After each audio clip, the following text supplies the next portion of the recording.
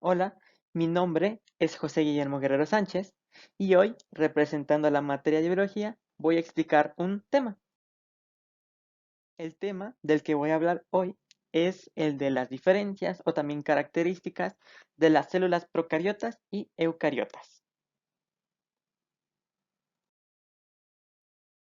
Antes de que pueda explicar y además de que puedan entender cuáles son las principales diferencias o las características entre las células eucariotas y las células procariotas, primero tenemos que repasar el concepto de la célula. Entonces, ¿qué es una célula? Pues bien, las células en general son la unidad fundamental de los sistemas biológicos o también llamados seres vivos. También, la célula es el sistema biológico más pequeño que puede funcionar por sí misma. A su vez, las células son las que componen a nuestros órganos y tejidos de todo nuestro cuerpo. Por lo tanto, todos los seres vivos poseen células en su cuerpo que le ayudan a regularlo y a mantenerlo en un estado óptimo para su funcionamiento. Después de haber explicado un poco el concepto de una célula, ahora voy a explicar los tipos de células que hay. Y como había dicho antes, las células se dividen en células procariotas y células eucariotas.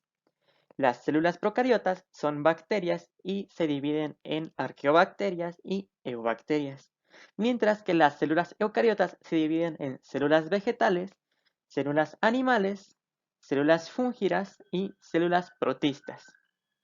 Un poco de la historia de las células procariotas es que son células que se cree que aparecieron hace cerca de 3.500 millones de años y fueron las primeras en aparecer. Su nombre se crea del griego pro, que significa antes, y carion, que significa núcleo. Y un poco de la historia de las células eucariotas es que se cree que tienen una antigüedad de 1.500 millones de años y su nombre sale del griego donde eu significa verdadero y carion significa núcleo. La primera persona en observar estas células fue Anton van Leeuwenhoek en 1665, con un microscopio que era creado por él mismo, y además él fue el hombre que le puso el nombre a la célula, sacado del latín cellulae, que significa celdillas. Después de haber explicado los tipos de células que hay, además de un poco de historia de cada una de estas, ahora voy a explicar un poco cuáles son los organelos que tienen cada una de ellas. Esta es la imagen de una célula procariota y en ella se puede ver los organelos que puede contener, que son la cápsula, la pared celular, la membrana plasmática, el citoplasma, los ribosomas, el plásmido, el nucleolo y el flagelo, que es algo que pueden tener unas células procariotas y otras no. Ahora, esta es la imagen de una célula eucariota y en ella podemos ver los organelos que puede contener. Estos organelos son el retículo endoplásmico liso, el citoplasma, el lisosoma, el núcleo. Aunque no se ve en la imagen, existe el nucleolo en las células eucariotas.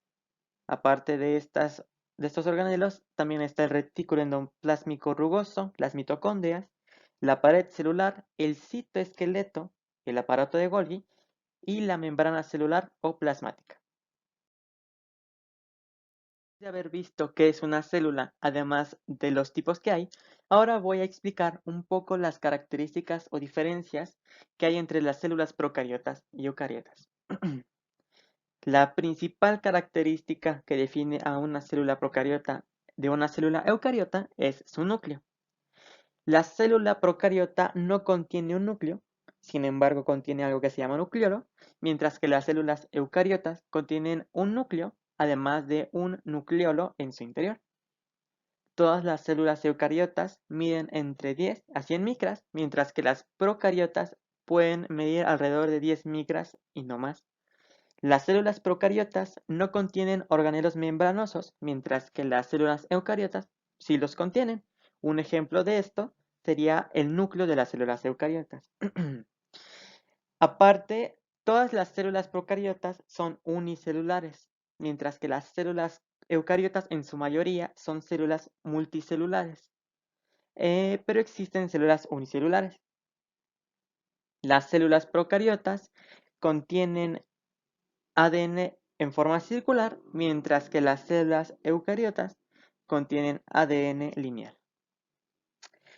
Estas son unas de las características que definen a una célula procariota de una célula eucariota.